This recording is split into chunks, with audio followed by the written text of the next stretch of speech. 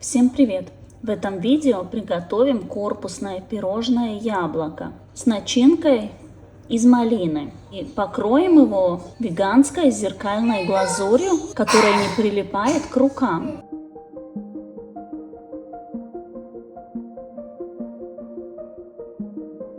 Первым делом приготовим малиновую начинку. Конечно, вместо малины мы можем брать любые ягоды и фрукты. У меня была малина, и я использовала малину. Малину перебила блендером, пропустила через сито. Если вам не мешают вот эти малиновые косточки, вы можете не пропускать через сито. Мне не особо нравится в десертах, когда остаются вот эти малиновые косточки, и они так скрипят между зубами. Ковшик с малиновым пюре ставим на плиту, доводим примерно до 40 градусов и вводим перемешанный сахар с пектином. Когда ввели сахар с пектином, увариваем вот это пюре примерно минуту после того, как он начал вариться. Пектин в этом рецепте я добавила совсем немного, так как еще будем добавлять ксантовую камедь. Готовое пюре перекладываем в другую емкость и добавляем ксантовую камедь. Тут смотрим на нужную нам консистенцию этого пюре. Примерно можем добавить 1 грамм, перебить блендером, посмотреть на консистенцию. И еще надо иметь в виду, что после остывания пюре еще немного загустеет. Примерно это будет 1-2 грамма на вот 400 грамм малинового пюре. Чем больше мы добавим ксантовую камедь, тем оно будет такое погуще. Если добавим поменьше, он будет вытекать из пирожного.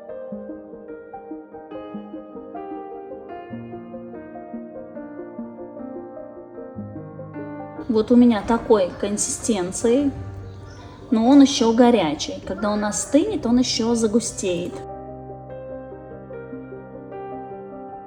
Берем силиконовую форму полусферы, наполняем малиновым пюре, наполнили форму с малиновым пюре и замораживаем. Нам надо полностью заморозить в камень.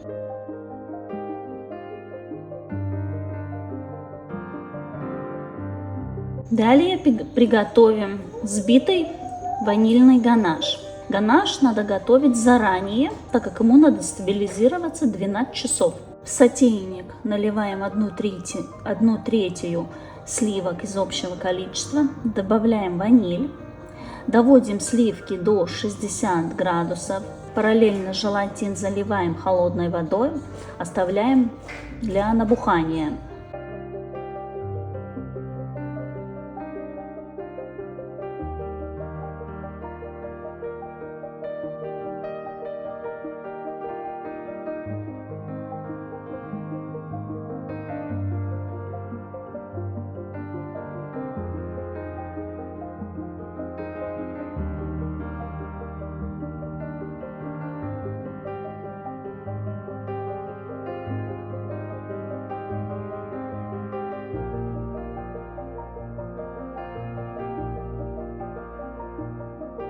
Горячие сливки наливаем на шоколад, оставляем немного, перемешиваем и перебиваем блендером. Потом к сливкам, где растопили шоколад, добавляем набухший растопленный желатин и остальные сливки холодные. Все перебиваем блендером, не просто до однородности, а вот парочку минут, чтобы образовалась такая как эмульсия. Чем больше мы пробиваем, тем лучше.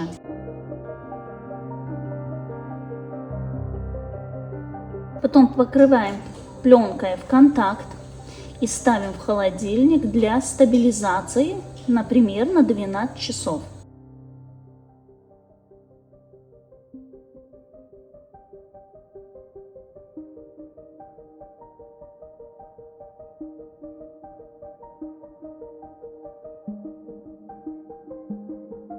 На второй день достаем сливки. Они вот такие стали кремовые, такие крепкие. Сейчас нам надо взбить миксером до такого воздушного состояния.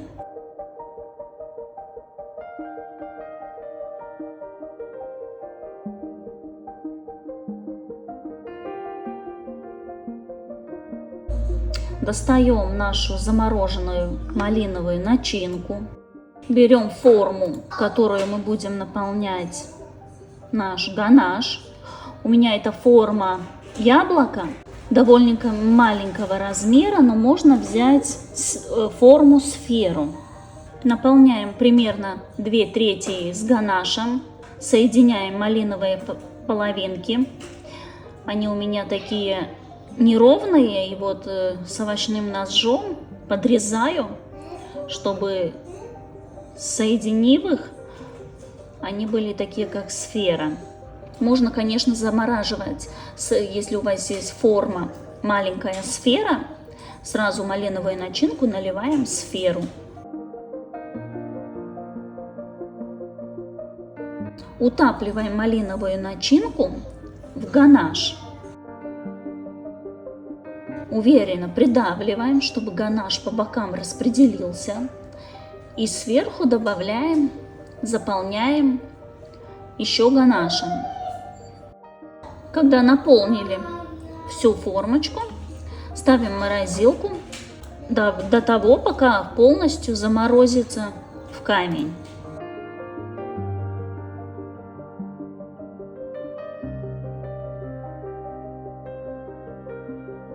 У нас остался ганаш.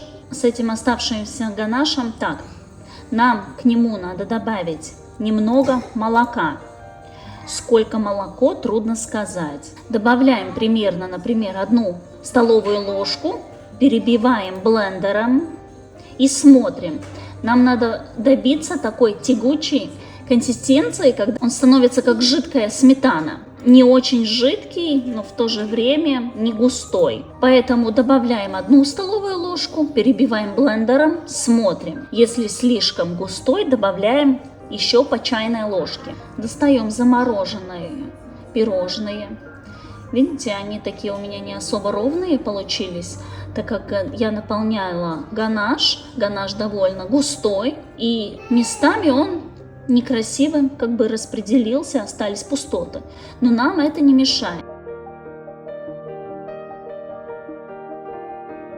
Вот в этот жидкий ганаш, где мы добавили молоко, мы окунаем наше пирожное так, чтобы со всех сторон пирожное покрылся с этим жидким ганашем. Так как пирожные замороженные, они очень быстро схватываются и образуется вот такой тонкий слой, который придает нам такую форму пирожным. И ставим на силиконовый коврик и замораживаем вот эти пирожные, которые мы окунули в этот жидкий ганаш. Когда они полностью заморозились, достаем и овощным ножом обрезаем, придаем нужную форму. Вот просто так, где все неровности, срезаем, округляем, смотрим примерно, как выглядит яблоко, и придаем овощным ножом вот форму яблока. Потом руками его протираем, руки теплые, ганаш немного подтаивает, и все вот эти неровности, которые такие более квадратные уголки, они становятся округленные. Так придаем форму каждому пирожному и опять ставим в морозилку. Тут надо смотреть по вашей морозилке, как она замораживает. Может, уже через час можно будет дальше работать, а может, надо будет подождать подольше. Таким образом можно готовить разные пирожные, не только яблоко. И вот поэтому нам без разницы, в какую форму мы наливаем в начале этот ганаш, нам без разницы, что остаются какие-то пустоты, неровности, так как мы макаем еще вот эти наши пирожные в ганаши, а потом еще обрезаем. Пока наши пирожные замораживаются, подготавливаем корпус для наших пирожных. Растапливаем какао-масло, добавляем белый шоколад, добавляем краситель, перебиваем блендером, оставляем в сторонку и приготовим веганскую зеркальную глазурь капа. В ковшик наливаем воду, добавляем глюкозный сироп.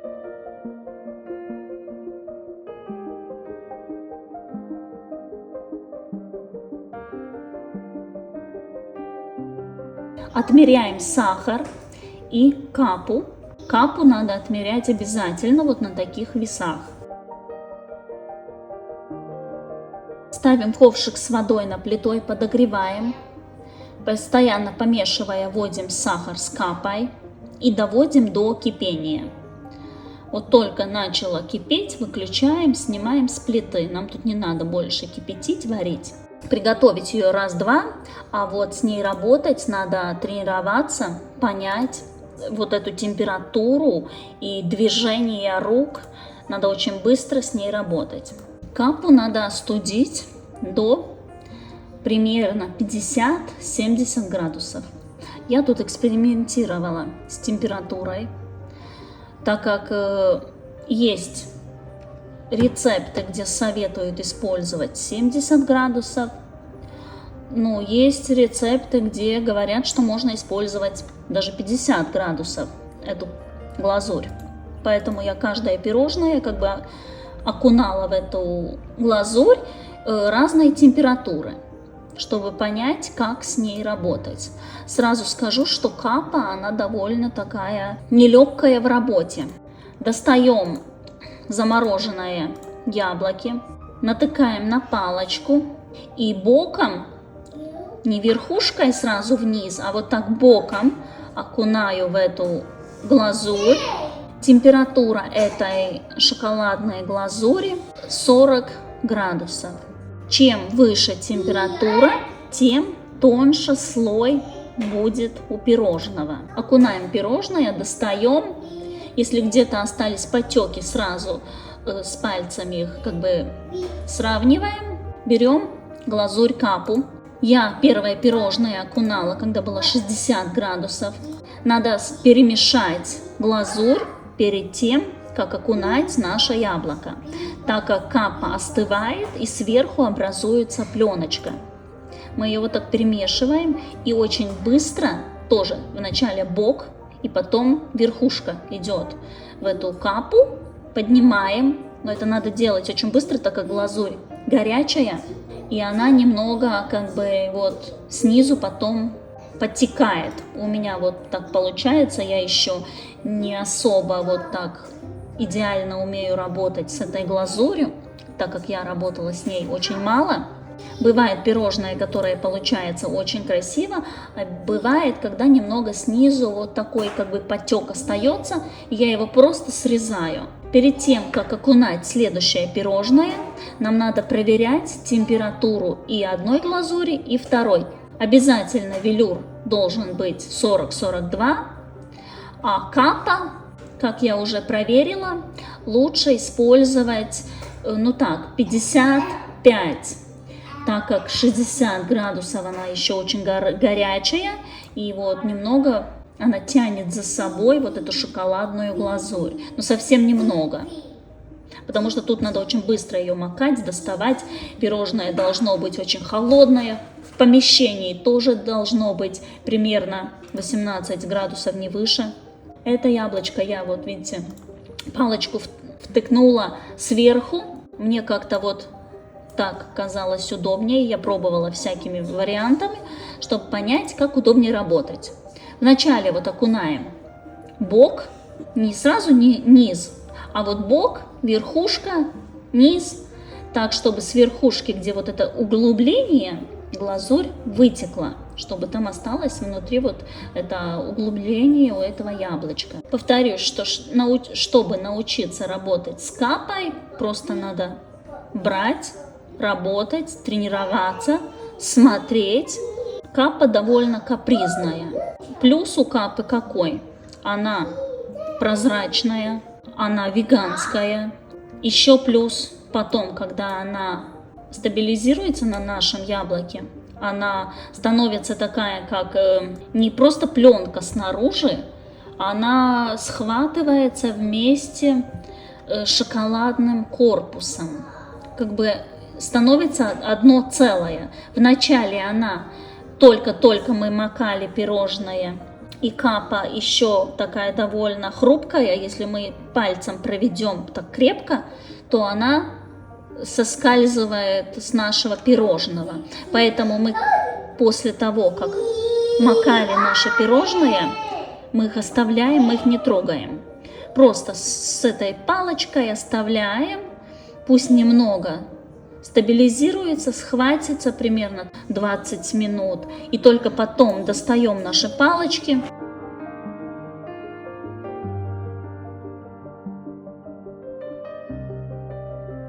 Прокручиваем палочки, не просто достаем, а вот прокручиваем, чтобы наше пирожное не потрескалось. Вот видите, я ее трогаю, она не прилипает вообще. Она вот блестит так красиво.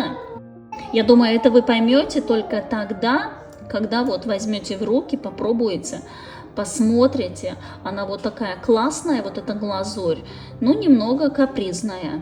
Но я думаю, многие есть такие различные рецепты, которые капризные, с ними просто надо научиться работать.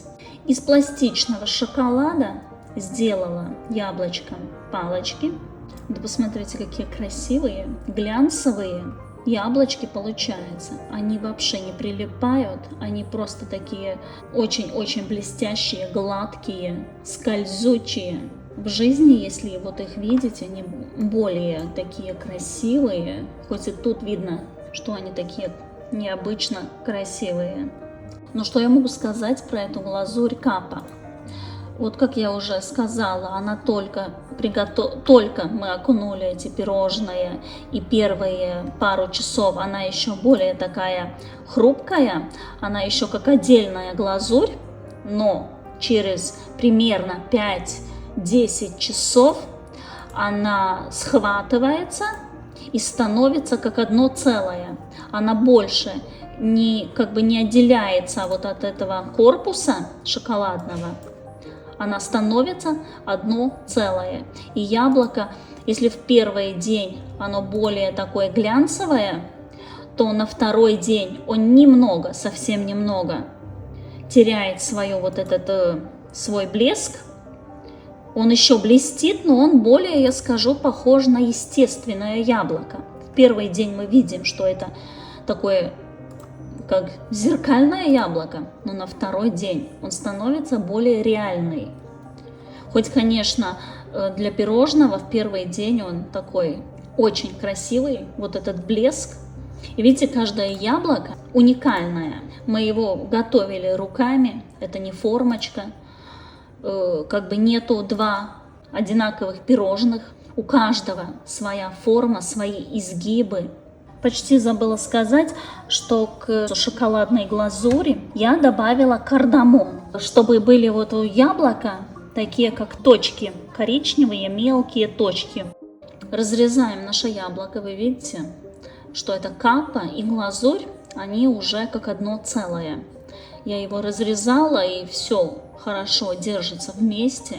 Малиновая начинка, она такая как немного жидковатая, но она еще не вытекает, так как пирожное еще не полностью такое размороженное. Пирожное довольно такое нежное, но в то же время сытное, так как это не просто мусс, как обычно муссовое пирожное, но это взбитый ганаш. Ну, очень вкусно. Это у меня ванильный ганаш, но так же само мы можем приготовить другого вкуса ганаш.